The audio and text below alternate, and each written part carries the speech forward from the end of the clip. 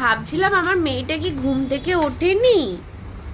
হ্যাঁ, ঘুম থেকে উঠেই পুরো খেলা আরম্ভ করে দিয়েছে। এটা হচ্ছে ওর খেলার সেটআপ। এই জায়গাটা যদি আমি গুছিয়ে ফেলি তাহলে। আর এটা কি, এটা মোবাইল তাই তো? Water colour mobile. Water colour mobile, বুঝতে পারছো তো? Good morning Jalu. Good morning মা।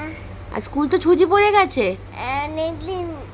অনেকদিন অনেক দিন ছুটি বাবা, সামার ভ্যাকেশন পড়ে গেছে। আনন্দ।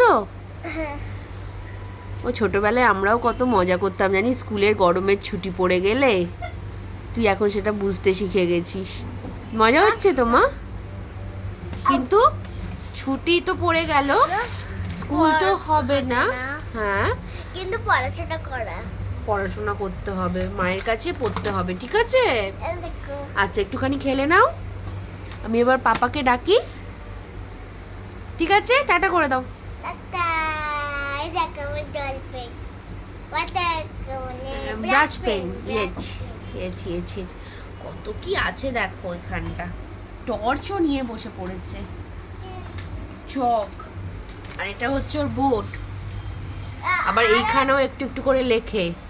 দেখো দেখো দেখো আরেকটা। আর এখানটায় বেঁচেছি চক। দাঁড়া, এই বাক্স। ওইখানে আবার বড় বড় চকগুলোকে রেখেছে। সত্যি। কেন আমার আর ওর ভেতর কি আছে ওই বাকেটটাতে? কোনটায়? এইগুলোতে। আমি আর রাজা যদি এই জানলার সামনে এসেছি বা জানলাটা খুলেছি, তাহলে সব থেকে বেশি রেগে যায় ও। ওর জিনিস এরকমই থাকবে। এই পোর্শনটা আমি একদম গোছাতে পারি না। শুধুমাত্র তোমাদের পছন্দ তো আমি গোছাই না গো। এই পোর্শনটা কে গোছায় গো?